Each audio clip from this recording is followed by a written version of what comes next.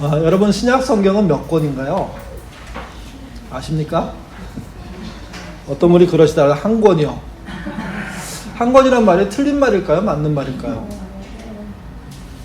맞기도 하고 틀리기도 하죠. 왜냐하면 한 권으로 통으로 볼 수도 있지만 또 나눠서 보면 27권이 되기 때문에.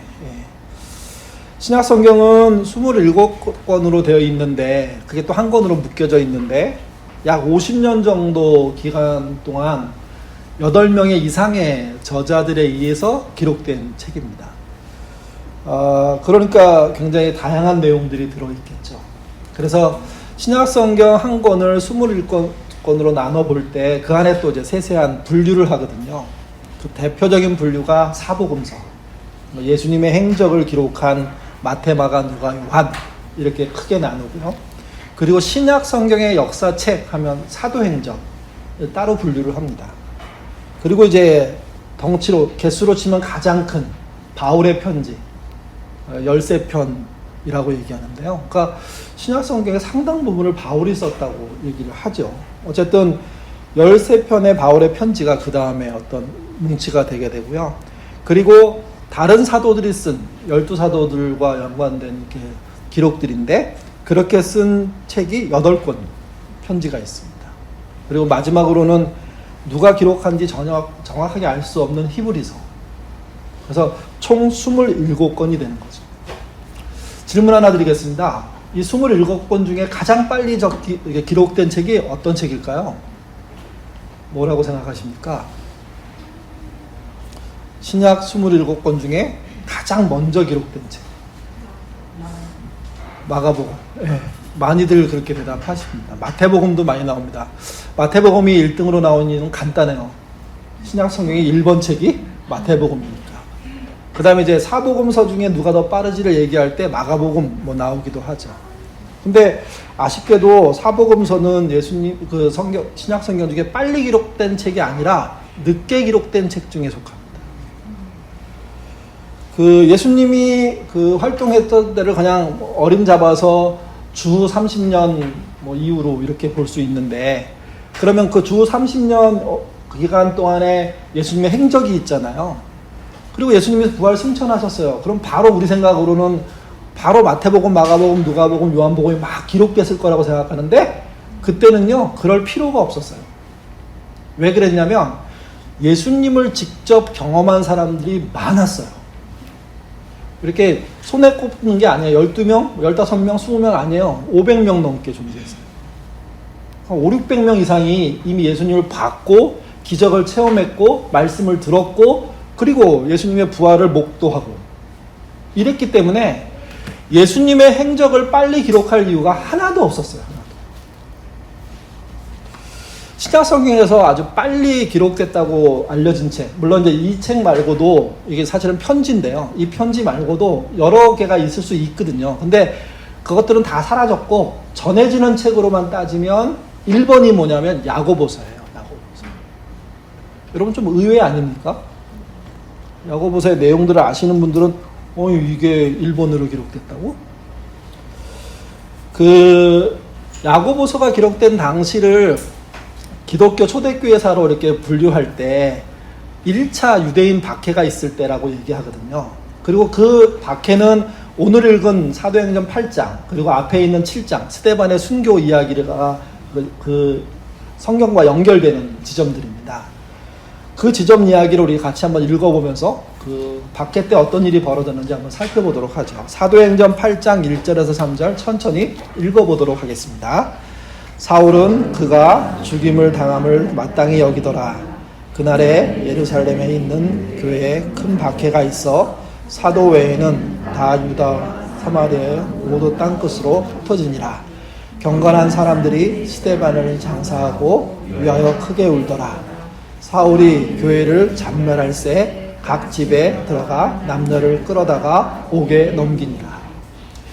예수님이 돌아가시고 승천하시고 난 다음에 한동안 박해라는 건 없었습니다. 물론 조심스러웠죠. 근데 오순절 성령 강림하고 난 다음에 예루살렘에 있는 기독교인들이 활발하게 복음을 전하기 시작해서 하루에 몇천 명씩 믿었다는 기록이 사도행전에 있잖아요. 그러니까 그 당시는 박해라는 건 없었습니다. 그리고 활발한 활동이 있었죠. 그래서 교회의 식구들이 폭발적으로 늘어나는 일들이 벌어졌습니다. 근데 이때 폭발적인 늘어난 것은 예루살렘 한 교회의 인원이 폭발적으로 늘어난 게 아니에요. 많은 가정교회들이 생겨난 거예요. 가정의 모임이 활발하게 이루어지고 있었죠. 근데 이 이루어지는 그들의 모임을 너무 불편하게 보는 사람들이 있죠. 그게 로마의 사람들이고 또 유대의 관료들입니다. 유대교 사람들인 거죠. 이들이 베르고 베르다가 어떤 일을 하게 되냐면 예루살렘에 있는 교회를 핍박을 시작합니다. 그리고 그 핍박의 신호탄이 누구냐면 스데반의 순교예요. 스데반을 잡아들여가지고 그를 공의에 세우고 그리고 그가 증언하도록 합니다. 증언의 이유는 간단해요. 그가 잘못된 증언을 하게 만들어서 처형하고 싶은 거예요. 아니나 다를까 스데반은 장문에 아주 그 자기 나름대로의 자기 입장을 얘기하고 난 다음에 그 이야기의 요지가 뭐였냐면 하나님이 예수님을 기름 부어 세웠다는 거죠. 그리스도로 보냈다는 거죠. 그 그리스도를 믿으라고 얘기하니까 잘됐다 생각해서 돌로 쳐 죽입니다. 그래서 7장에서 스데반이 순교하게 되죠. 그리고 그날부터 어떤 일이 벌어졌냐면 본격적으로 예루살렘에 있는 교회에 핍박이 시작됩니다.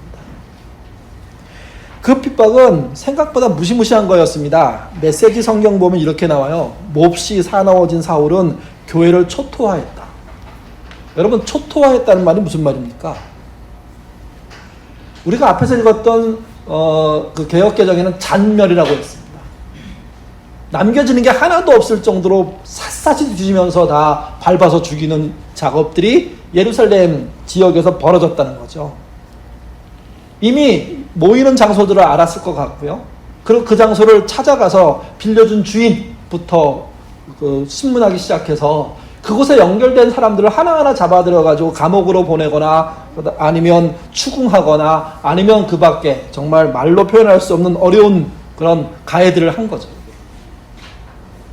그러니까 이런 핍박이 예수님이 돌아가시고 난 다음에 한참 10여 년이 지난 다음에 예루살렘에서 아주 본격적으로 일어난 겁니다. 그리고 그 일의 주동자 역할로 등장하는 사람이 누구냐? 그게 사울, 곧 바울이죠. 그래서 그 본문에 그 사울 이름으로 등장하는 바울이 등장을 합니다. 이게. 문제는 이렇게 되니까 아무리 믿음이 좋은 사람이라고 하더라도 그런 박해를 일부러 받을 필요는 없습니다. 그러니 도망치는 일들이 벌어집니다. 그래서 예루살렘에서 탈출해요, 교인들이. 물론 예루살렘에 누가 남아있었냐면 사도들이 남아있었다고 써 있습니다. 사도들만 남은 건 아니라 여러 더 많은 사람이 있었겠죠. 근데 그런 핍박 중에 은밀하게 숨어 있는 것을 말합니다. 그리고 나머지 사람은 유대로 흩어지고 사마리아로 흩어지는 일들이 벌어집니다. 4절부터는요, 그 사마리아에 흩어져서 활동한 내용이 기록되어 있습니다. 특별히 빌립 집사님을 중심으로 같이 우리 4절부터 8절 읽겠습니다. 그 흩어진 사람들이 두루 다니며 복음의 말씀을 전할세 빌립이 사마리아 성에 내려가 그리스도를 저에게 전파하니 우리가 빌립의 말도 듣고 행하는 표적도 보고 한 마음으로 그가 하는 말을 따르더라. 많은 사람에게 불렀던 더러운 귀신이 크게 소리 지르며 나가고 또 많은 중풍병자와 못 걷는 사람이 나으니 그 성에 기쁨. 사도행전의 어떤 일정한 기록의 초반기의 패턴이 이렇게 했더니 흥황했더라, 이렇게 했더니 기쁨이 있더라 하는 건데 그런 패턴이 박해 중에 똑같이 등장합니다. 보통 스데반은요, 초대교회에서 순교한 사람들을 대표하는 인물이라고 얘기하고요. 빌립은요, 흩어진 교우들, 피난 간 교우들의 대표로 얘기합니다. 여러분 생각해 보십시오. 우리가 이렇게 신앙생활 하는데 정부적인 핍박이 있어서 우리가 도망쳤어요. 우리 중에 몇 명은 잡혀가지고 순교하고 감옥에 가고 막 그래요. 다행스럽게 몇몇이 다른 지역으로 도망갔는데 그곳에 가면 기본적으로 우리 크리스찬들은 어떻게 살려고 할까요? 조심하려고 하죠. 조용히 살려고 하죠. 왜? 이미 피해를 당했으니까, 거기에 대한 두려움이 있으니까. 근데 사마리아 지역으로 피난 간 빌립 집사와 또 그 일행들은 보통 우리가 생각하는 방식하고 전혀 다르게 활발한 활동을 합니다. 물론 조심했을 겁니다. 잘 숨기는 역할도 했겠죠. 그러나 복음을 전하는 것에 대해서 두려움 없이 담대하게 일들을 벌입니다. 그래서 어떤 일을 벌이냐면 귀신을 쫓아내요. 중풍병자를 고쳐내요. 그랬더니 사람들이 처음엔 몰랐다가 그 현장을 목격하고 난 다음에 마치 초대교회가 기쁨을 얻는 것처럼 그 지역의 사람들이 하나님으로 인한, 또 하나님의 사람들로 인한 충격적인 기쁨들을 얻게 되는 거죠. 그러니까 박해 중에 피난간, 특별히 유대 관할에서 벗어난 사마리아 지역에 있었던 우리의 선배들은 조금도 멈추지 않고 복음을 전했다는 겁니다. 그때 그들을 격려할 말씀이 뭐냐? 그게 야고보서입니다. 어떻게 격려했는지 우리 야고보서 많이들 보셨으니까 알 건데요. 하나만 보죠. 야고보서 1장 2절에서 4절입니다. 읽겠습니다. 내 형제들아, 너희가 여러 가지 시험을 당하거든 온전히 기쁘게 여기라. 이는 너희의 믿음의 시련이 인내를 만들어내는 줄을 너희가 알미라. 인내를 온전히 이루라. 이는 너희로 온전하고 구비하여 조금도 부족함이 없게 하려 합니다. 저는 지금 당시 기록된 문서가 야고보서라고 얘기하면서 야고보서의 한 구절을 인용하잖아요. 근데 저는 야고보서만 있었다고는 생각하지 않습니다. 우리가 모르는 편지들은 많이 있었을 겁니다. 그런 편지들이 보여주는 어떤 맥락을 야고보서가 보여주는 거죠. 그 야고보서의 기본 방향은 이거예요. 행함이 없는 믿음은 죽은 거다. 실천하지 않으면 믿음도 아니다. 다시 말씀드려서 박해를 피해서 다른 지역에 숨어 살고 있는 그리스도인들에게, 여기서 야고보는 예수님의 동생 야고보거든요. 그 야고보는 예루살렘을 지키면서 편지를 써서 뭐라고 격려하고 있냐면 행하는 믿음의 사람들이 되라는 거예요. 주눅들지 말고 당당하게 하나님의 선을, 진리를 선포하라는 거예요. 이게 그것을 받은 그 당시에 흩어져 있는 교인들은 그 말씀을 자신의 성소 삼아 견딘 거예요. 지금은 우리가 야고보서를 성경이라고 부르잖아요. 근데 여러분, 이 본문 당시로 가보면 성경인가요? 우리로 치면 성경이 그 당시에 구약 모세오경 정도인 거예요. 그것밖에 없는 시대에서 사람이 쓴 편지, 물론 믿음의 동료이고 선배가 쓴 편지가 하나님의 말씀으로 그들에게 다가왔고, 그들은 그 말씀을 붙잡고, 그래, 아무리 힘들어도 주눅들지 말고 당당하게 주의 뜻을 전하는, 병을 고치는, 귀신을 쫓아내는 자로 살자 하고 살았던 거죠. 이게 그게 성소가 되어서 그 어려움들을 이겨낸 겁니다. 1차 박해가 끝나고 난 다음에 유대의 박해는 계속됐지만 유대 바깥에서는 약간 소강 상태에 이르죠. 그때 이제 우리가 알고 있는 바울이 등장합니다. 다메섹으로 가다가 하나님을 만났고, 그리고 거듭났고, 그리고 자신의 인생을 하나님께 드리겠다고 헌신했고, 그 후에 13년 동안 집거하면서 하나님의 사람으로 준비되죠. 그리고 안디옥 교회의 부름을 받아서 선교사로 나갑니다. 신약 성경의 두 번째 기록의 대부분은 누가 하게 되냐면 바울이 합니다. 전부 다 바울의 편지들입니다. 무려 13편의 편지들이 기록되기 시작합니다. 근데 이때 기록은 이런 거예요. 바울이 안디옥 교회의 파송을 받아갖고 47년경에부터 이제 6년 동안 선교 여행을 떠났거든요. 3차에 걸쳐서. 바울이 직접 걸어다니는 길을 이렇게 계산해보면 얼추 계산해도 12,000km나 됩니다. 그러니까 11,000km를 걸어다니면서 6년 동안 복음을 전해서 교회를 세워요. 좀 이따 우리가 지도 보게 될 건데 그 지도에 굉장히 많은 지역에 교회가 세워져요. 그러니까 그런 일을 하고 난 다음에 돌아와서 또 다른 곳으로 가고 이런 일을 반복하잖아요. 여러분 한번 생각해 보세요. 바울이 어떤 교회를 개척했다고 했을 때 6년 동안 굉장히 많은 교회를 개척했는데 한 교회당 얼만큼의 기간 동안 머물렀을까요? 뭐 길게는 1년 넘게 있었던 데가 있습니다. 근데 그렇지 않은 대부분의 곳은 한두 달, 서너 달이 될 거고요. 그거보다 더 대부분의 교회는요, 한 주, 두 주, 세 주, 한 달, 그거 아닐 겁니다. 다시 말씀드려서 바울이 세운 교회이지만 바울에 의해서 제대로 서간 모습들을, 그런 기간이 충분치 않아요. 그러니 여러분, 교회의 문제가 얼마나 많을까요?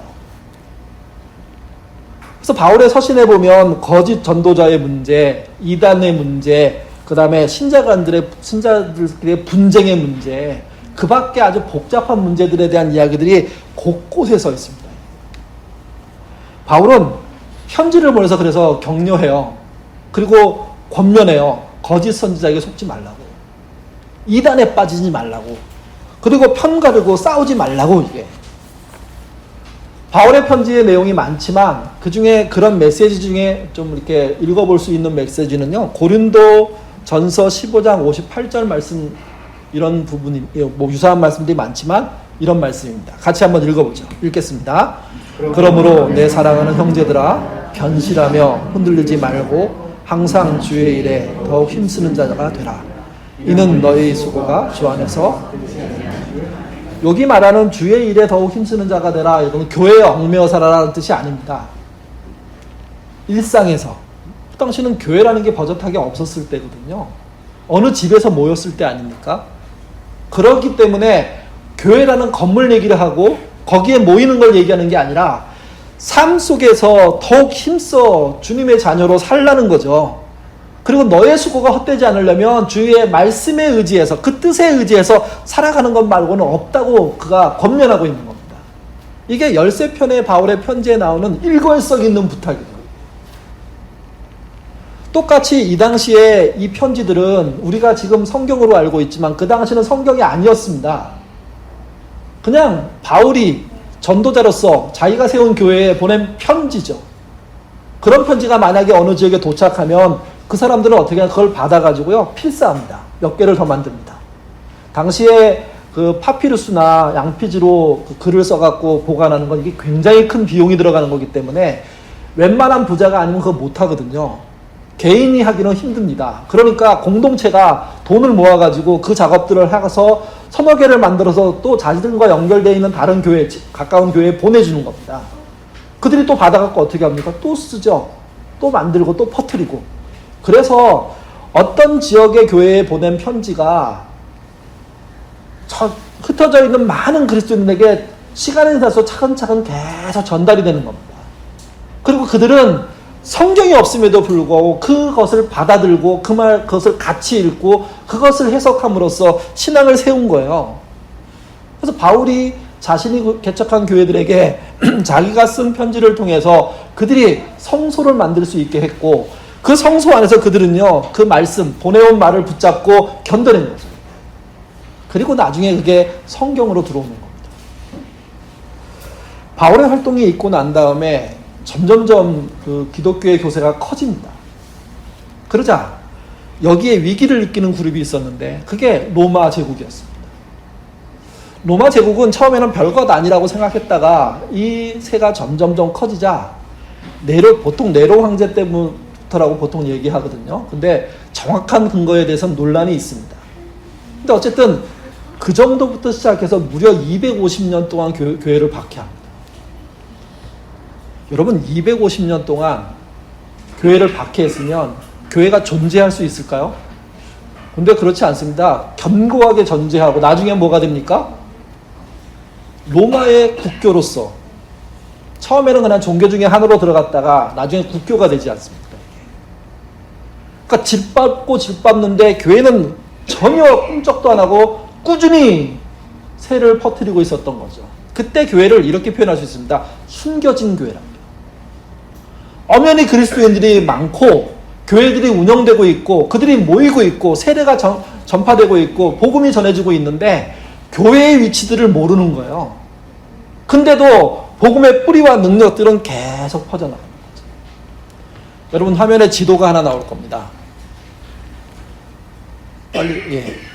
이게 바울이 그 전도 여행을 떠났을 때 들렸던 도시들을 다 기록해 놓은 겁니다. 뭐 숫자를 세기 힘들 정도죠. 근데 실제는 여기 나와 있는 점들보다 더 많은 그런 교회들이 존재할 겁니다. 그러니까 바울이 이렇게 넓혀놨어요. 이미. 바울만이 아니죠. 바울과 함께하는 선교했던 사람들이 넓혀놓은 거죠. 이 초대교회 교회 전파는 바울만 그렇다고 한 게 아니에요. 제자들도 하거든요. 12사도들도. 또 집사님들도 하고 그 밖에 500명의 그런 신앙의 그룹들이 이 일들을 하게 되는데, 그 중에 여기다가 제자들이 했던 것만 한번 얹어볼게요. 예루살렘을 중심으로 북쪽에 소아시아가 있습니다. 지금의 터키 지역에. 거기에 빌립이 가서 처음엔 사마리아에서 활동하다가 그 소아시아로 가서 복음을 전하죠. 또 베드로 같은 경우는 로마로 가서 더 먼 지역으로 그가 복음 전하기 위해서 나갑니다. 그리고 안드레는 헬라, 그리스를 중심으로 한 그 지역들, 로마가 위치하고 있는 그 지역에 가서 활동을 하죠. 그리고 바돌로메라는 제자는 아르메니아에 가서 복음을 전합니다. 그리고 동쪽으로는 도마라는 제자가 인도까지 이르게 되고요. 서남쪽 아프리카 지역을 말하는데 애굽 지역에는요 시몬이 가서 복음을 전하고, 에디오피아 마테와 마띠아가 가서 복음을 전합니다. 그래서 그곳에서 다 순교합니다. 그리고 유일하게 순교하지 않은 분이 있죠. 그분이 예수님의 사랑했던 제자 요한 아닙니까? 보통 왜 순교하지 않았느냐 이렇게 물을 때 예수님이 어머니를 맡겼기 때문에 순교하지 않았다고 하는데, 뭐 순교하지 않은 삶도 만만치 않았습니다. 그래서 그가 마지막에 위치했던 곳이 반모섬이라는 곳이죠. 거기서 요한계시록을 기록하는 일이 벌어지는데, 이런 식으로 지중해 연안 곳곳에, 그리고 그 더보다 북쪽으로 남쪽으로 동쪽으로 서쪽으로 복음이 막 확산되고 있었던 거죠. 어느 날 네로가, 이것도 뭐 전해지는 이야기지만 시를 쓰기 위해서 로마에 불을 질렀습니다. 근데 생각보다 많이 탄 거예요. 뭔가 이제 이 화재의 원인에 대한 이야기를 하는데 이게 비밀이라는 게 없잖아요. 그러니까 주변에서 네로가 불을 질렀다 이런 얘기가 나오니까 그가 급하게 하나의 거짓말을 지어내는데, 그게 기독교인들이 불을 질렀다고 꾸며낸 거죠.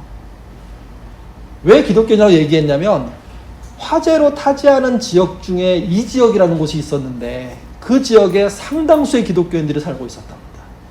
그래서 자기 지역은 보호하고 자기가 이방이라고 생각하는 지역에 불을 질렀다고 누명을 뒤집어 씌워서, 그때부터 어떤 일들이 벌어지냐면 박해가 벌어지는 겁니다. 이 박해가 한창 진행될 때 뭐가 쓰여졌냐면 사복음서가 쓰여집니다. 생각해보세요. 이렇게 넓게 흩어져 있습니다. 믿음을 어떻게 유지할까요?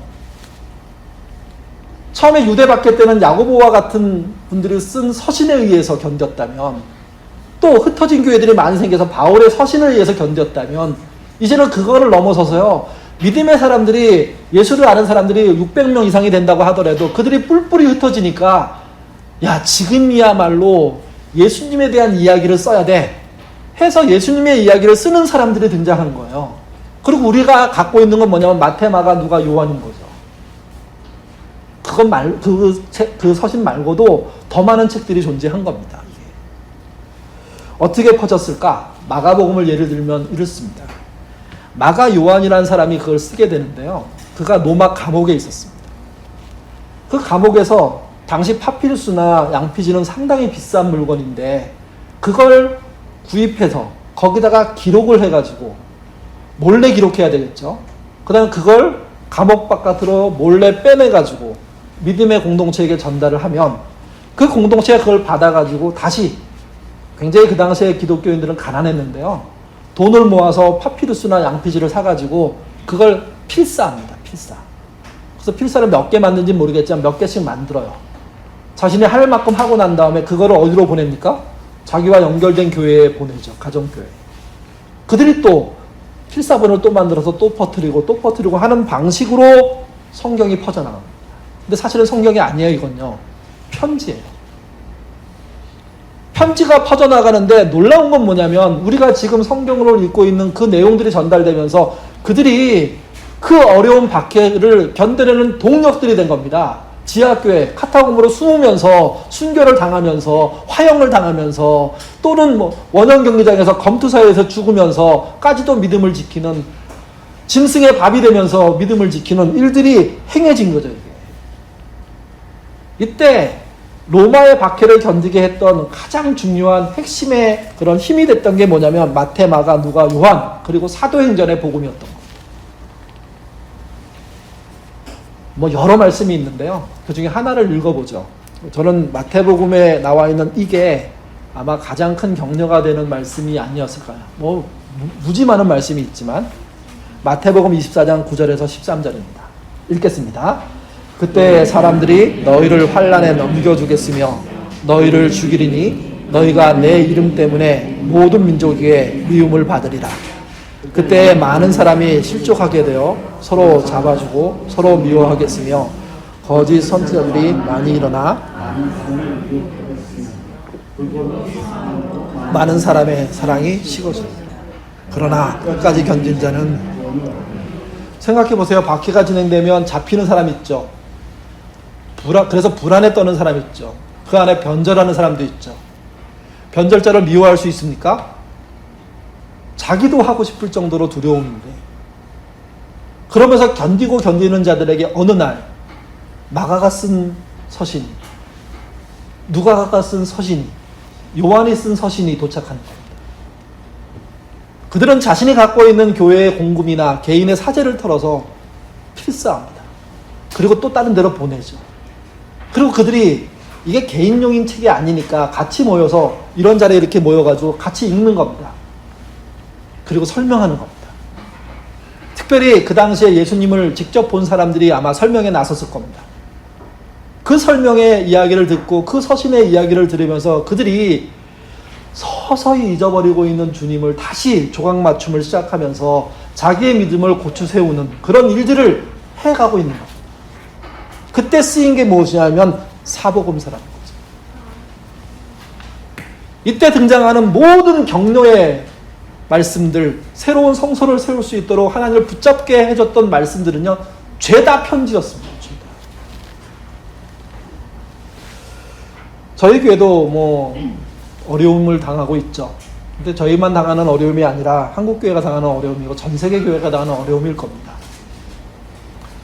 우리의 어려움 중에 하나는 다른 교회와 좀 다른 점은 문화센터를 앞으로 쓸 수 없다는 겁니다. 그래서 우리는 우리의 고난이 이중적이라고도 볼 수가 있습니다.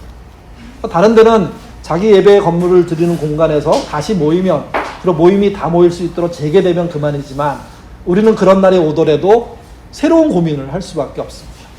그래서 저희 교회에서 문화센터 이후를 준비하는 TFT를 만들었다고 말씀을 드렸습니다. 그리고 그 모임에서 여러 번 만나가지고 우리 교회가 어느 방향으로 가야지 하는 지금 고민들을 대화하고 있습니다. 여러 교인들이 이 소식을 알고 뭐가 나왔냐고 물어보시는데, 제 생각에는 대안이 천천히 나와야 되는 게 맞다고 생각해요. 그리고 충분히 대화를 통해서 나와야 되는 게 맞다고 생각합니다. 지난 3번의 모임을 통해서 그런 대화들을 한 거죠. 그래서 이런 건 아닌 것 같다, 이게 중요한 것 같다 하는 대화들을 쭉 하면서 서신을 하나 만들었습니다. 근데 이 서신은 여러분을 격려하는 서신이기도 하지만 동시에 여러분의 뜻을 묻는 질문의 서신이기도 합니다. 저희가 뭐 교회로 다 모이면 프린트 쫙 해주고 난 다음에 읽어보세요 이렇게 하겠는데, 오늘은 여기 나온 분들보다 온라인으로 예배드리는 분이 훨씬 많으니까, 또 이후에 볼 분들이 많으니까 그분들에게 한꺼번에 같이 이렇게 본다는 의미에서 읽어드리도록 하겠습니다. 안녕하세요. 코로나로 인해 한자리에 함께 예배하지 못한 지 6개월이나 되어갑니다. 언제쯤 다시 모두가 한자리에서 예배드릴 수 있을지 전혀 알 수 없기에 조바심을 가지지 않아야 합니다. 또한 더 이상 문화센터 사용이 어렵게 되었습니다. 그래서 19기 운영위원회에서는 문화센터 이후를 준비하기 위한 TF팀을 발족하여 몇 차례 모임을 하였습니다. TF팀에 논의한 내용은 다음과 같습니다. 첫째, 지금 우리에게 중요한 것은 새로운 장소보다 코로나19 이후를 대비하는 것입니다. 지난 18년 동안 교회의 근간이었던 민주적인 교회를 바탕으로 코로나19 이후를 대비할 교회상을 교우들의 의견 수렴과 논의를 통해 찾아야 합니다. 둘째, 코로나19 이후에 우리 교회의 상은 네트워크 교회라고 부르기로 했습니다. 네트워크 교회란 모 교회를 중심으로 목적에 따라 활동과 역할을 감당하는 지역센터를 세우는 방식입니다. 지역센터는 우리 교회의 나눔 사역이나 대협력 사역처럼 독립적으로 사역하고 싶은 교우들이 자발적으로 참여, 운영하는 방식입니다. 교회와 지역센터의 관계는 더 자세한 논의를 통해서 정하도록 하겠습니다. 셋째, 앞으로 교회가 이용할 새로운 장소는 네트워크 교회에 대한 교우들의 의견 수렴을 마친 후에 물색하려고 합니다. 아마 예상하건대 올해 연말이 될 가능성이 높습니다. 오늘은 네트워크 교회에 대한 교우들의 의견 수렴 첫 번째로 앞으로 우리 교회가 어떤 사역에 집중할 것인가입니다. 교회의 전통적인 기본 사역은 예배, 선교, 교육, 전도 등입니다. 그러나 시대가 변하면서 사역의 방법이 교우들의 현실적인 필요를 지역과 함께, 지역 사람들과 함께 하는 방식으로 변하고 있습니다.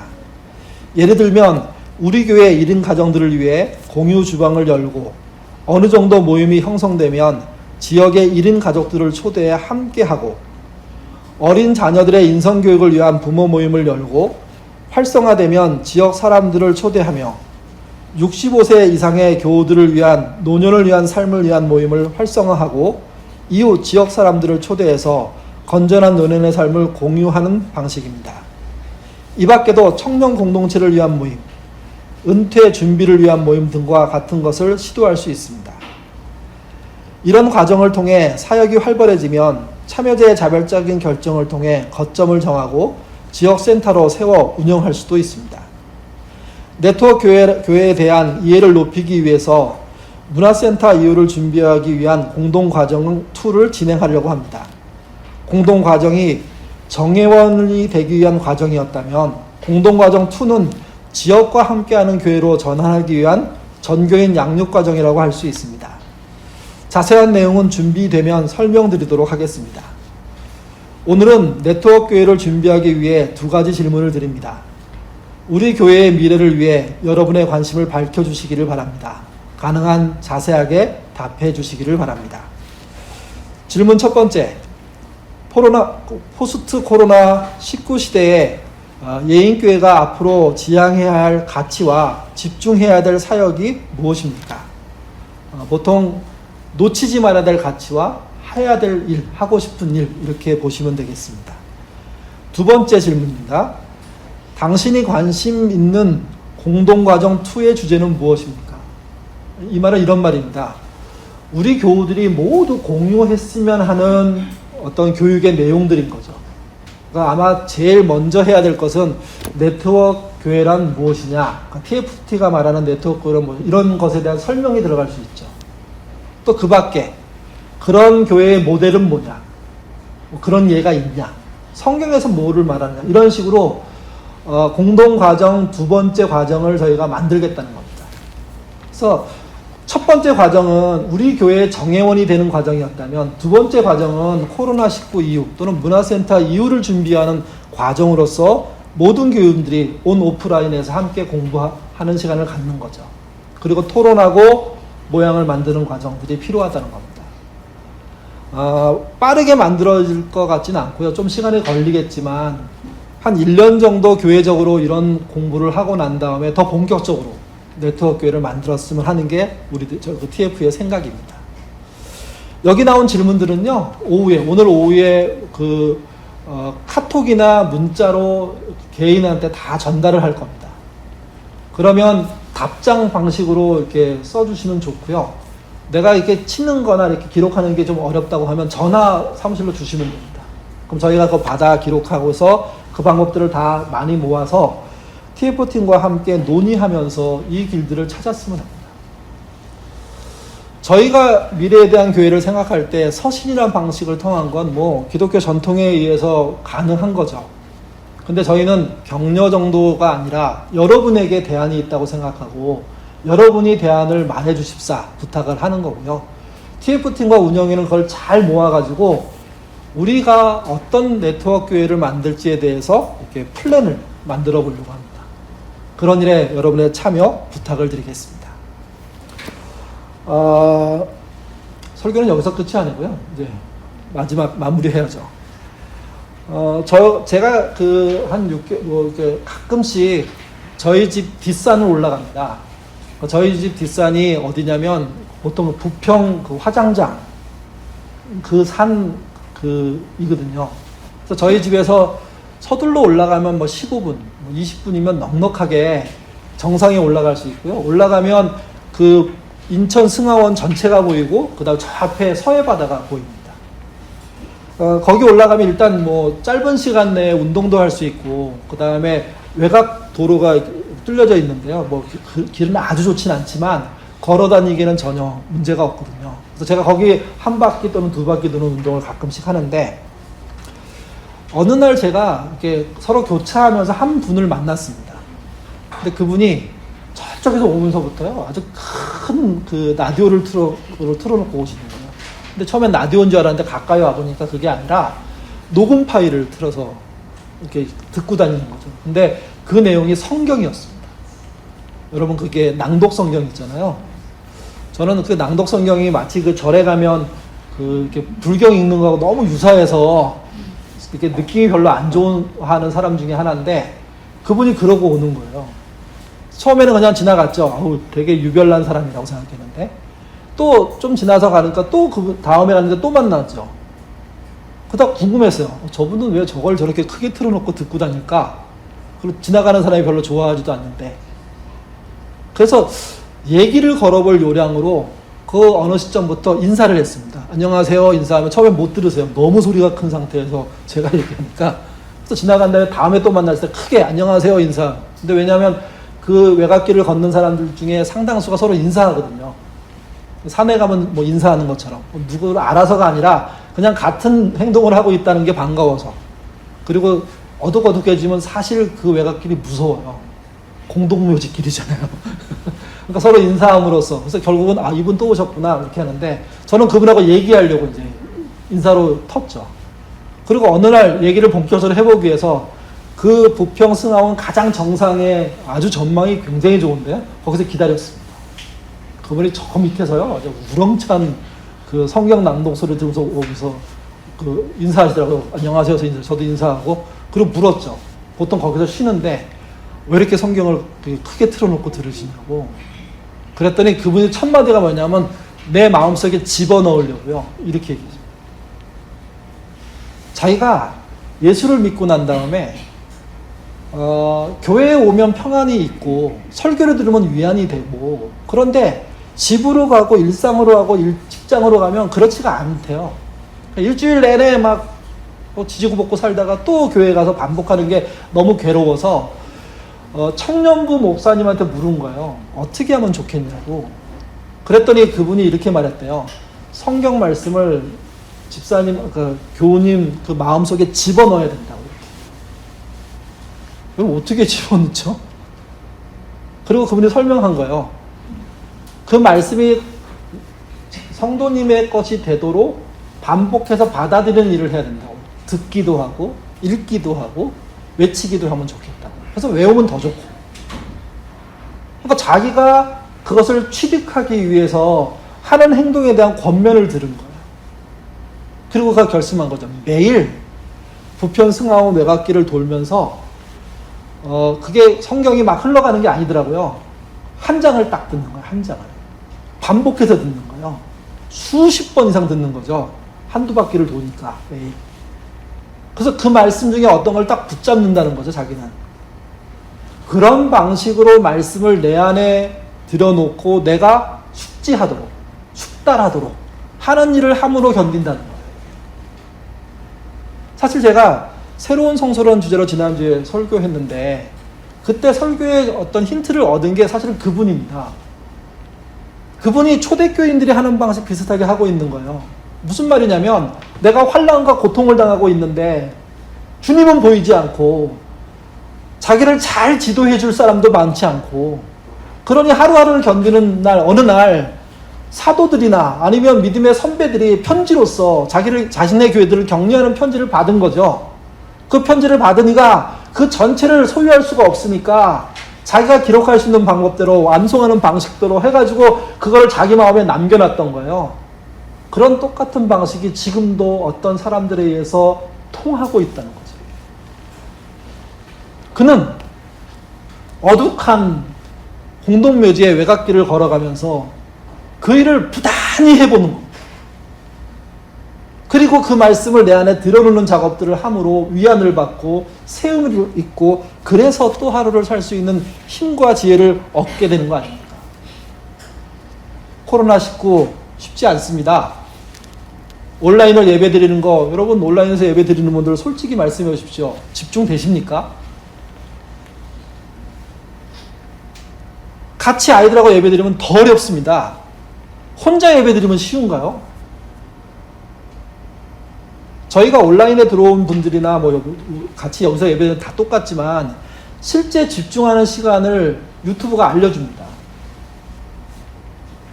평균적으로 설교 시간 정도예요. 나머지는 왔다 갔다 하고 들어왔다 나갔다 하고 하는 일들이 계속 발생하고 있습니다. 그러니까 1시간 20, 30분 드려지는 예배에 40분이 공통적으로 집중하는 시간이라는 게 유튜브가 알려주는 정보예요. 그 말은 우리가 그만큼 집중하지 못하는 상태에서 신앙생활을 하고 있고 그나마 모여들었을 때 느끼는 그런 풍성함이 전혀 결여된 그런 예배를 드릴 수밖에 없는 환경에 처해 있다는 거죠. 이건 자그마한 위기가 아니에요. 어떤 분이 그러더라고요. 요즘은 설교를 골라 듣는 맛이 있다고. 저는 골라 들어서 의미가 있다면 해야 된다고 생각해요. 근데 문제는 이거예요. 그냥 취사 선택해서 내 마음에 맞는 설교 하나 들었다고 해서 결국 내가 이 세상을 살아갈 때 말씀으로 이기는 삶을 살 수 있느냐, 이렇게 질문을 던지면 답을 할 수 있느냐는 거죠. 이게. 초대교회만한 위기는 아니지만 우리도 만만치 않은 위기에 들어와 있고, 더군다나 예인교회 식구들은 문화센터 이후를 준비해야 되기 때문에 완전히 새로운 교회에 대한 구상들을 할 수밖에 없는 단계에 들어와 있다면 우리가 진짜 새로운 성소를 나의 삶 속에서 만들지 못하면 그 앞의 미래가 준비될 수 있느냐는 거죠. 저는 주일 예배만이 대안이라고 생각하지 않는 사람입니다. 주일 예배가 사실 없어져도 믿음 생활을 할 수 있다고 믿는 사람입니다. 스스로 자립하는 신앙이 되면 어디 가도 가능하다고 생각하는 겁니다. 근데 자립하는 신앙이 저절로 되느냐는 겁니다. 저절로 될 리가 있습니까, 이게? 아까 제가 말씀드린 공동묘지의 외갓길을 밤마다 걷는 그분이 한 방법이 되게 무식해 보이고 단순해 보이고 지적이지 않아 보이지만 사실은 그만한 방법이 어디 있을까요? 그래서 그런 말이 있습니다. 지적으로 현명한 자가 하나님을 훨씬 멀리 떠나고요, 지적으로 무식한 자가 단순하게 주님을 쫓아간다. 공부한다는 사람을 뭐 이렇게 꾸짖고 싶어서 하는 말이 아닙니다. 자기가 취득하도록 집중하지 못한다면 내게 그분의 말씀이 남겨져 있지 않고요, 또 하나 그게 남겨지지 않으면 새로운 성소라는 게 존재하지 않을 겁니다. 초대교회든 지금이든 모여서 예배 드릴 수 있든 그렇지 않든 상관없이 사실 말씀을 통한 새로운 성소가 내 안에 만들어지지 못한다면 그게 어떤 상황이든 다 자신의 신앙이 무너지는 과정이라는 거죠. 저는 사복음서가 우리에게 요즘 주고 있는 말씀이라고 느끼는 부분이 있습니다. 그게 마태복음 28장 20절 끝에 부분인데요. 내가 세상 끝날까지 너희와 항상 함께 있으리라. 이 말씀을 저는 붙잡고 지금을 견딥니다. 여러분은 어떤 말씀을 붙잡고 그 말씀을 토대로 성소를 만들고 견디고 계십니까? 아니면 그저 흘러가는 대로 여전히 타성에 젖어서 여전히 교회가 제공하는 예배에 갇혀서 그것 말고는 저런 대안이 없이 살아가는 건 아니십니까? 예인이 새로운 성소를 만들어야 됩니다. 그렇다면 예인의 가족들도 새로운 성소가 필요하게 되었습니다. 그 성소는 건물이 아닙니다. 교회의 모양이 아닙니다. 그분의 말씀입니다. 우리의 선배들이 서신으로 보내진 그 격려의 말씀들, 그 꾸준함의 말씀들을 자기의 양식으로 삼았던 것처럼 우리는 이미 주어진 성경 말씀을 토대로 양식을 삼아 새로운 성소를 날마다 만들어 가셔야 됩니다. 그렇게 여러분이 성소를 찾아갈 때 예인교회가 새로운 성소를 찾을 수 있게 되는 거죠. 새로운 성소를 찾기 위해서 노력하시는 저와 여러분 되어주시기를 주님의 이름으로 부탁드립니다. 기도하겠습니다. 우리의 어려움은 우리 선배들의 어려움에 비해서 별것도 아닙니다. 우리는 예배 드릴 수 있고 설교를 들을 수 있고 교제를 할 수 있고 사람을 만날 수 있습니다. 여전히 기독교인이라고 해도 누구도 우리를 박해하지 않습니다. 근데 교회가 위기에 처했습니다.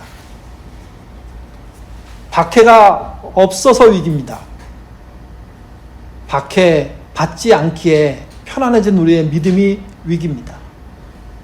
말씀이 우리의 생명이고 그 생명에 따라 살아야 한다고 얘기하면서도 말씀을 전혀 들어놓지 않는 삶을 살고 있지 않습니까?